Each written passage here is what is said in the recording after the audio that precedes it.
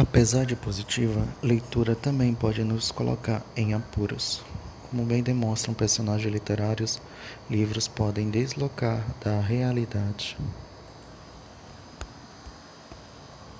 Em final de semana de feira literária, nós, leitores, sentimos-nos entusiasmados em participar de debates sobre os mais recentes lançamentos do mercado editorial e de usufruir um pouco, quem sabe, da presença dos nossos escritores prediletos.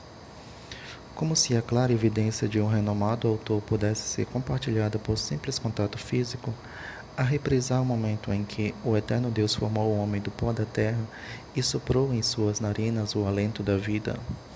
A Bíblia hebraica, um dos textos mais antigos da civilização ocidental, dá o testemunho do fascínio do homem pela palavra escrita.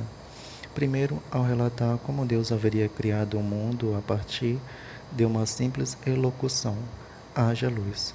Depois, ao entregar a Moisés uma leva de tabuletas contendo a redação dos conhecidos 10 mandamentos. Hoje, no entanto, veio-me à lembrança outra passagem bíblica, desta vez a informar a crença de que os livros possam incentivar o progresso.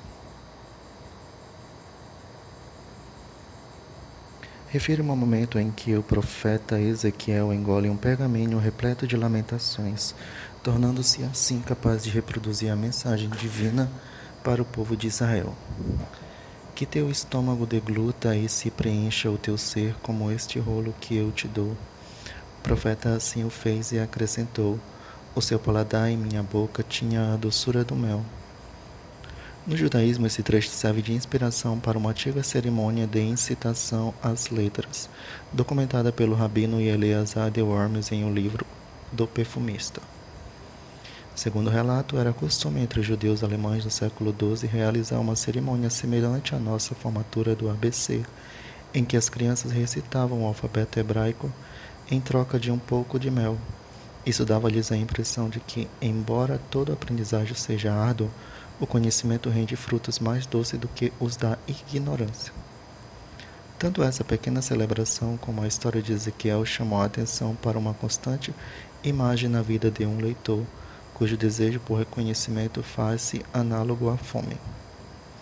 Assim, não raro costumo dizer que minha melhor amiga Jéssica é uma devoradora de livros e que tive a sorte de crescer entre adultos que souberam estimular o apetite pela leitura. Pergunto-me, no entanto, se o nosso relacionamento com livros há de sempre repercutir em consequências positivas.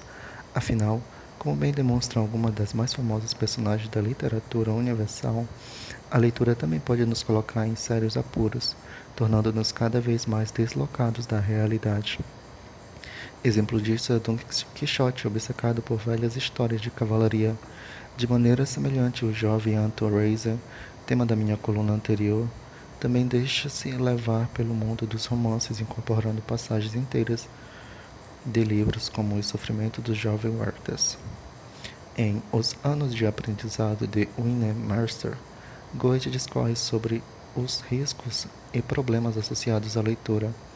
A solitária alma, cujo apego por narrativas religiosas confunde-se às suas fantasias, o Richard Friedrich, que usa da leitura como um exercício de memória, tornando-se mais tarde uma espécie de repositório humano de informações, e Mignon, cujas tentativas de aprendizagem revelam a total confusão dos seus sentidos.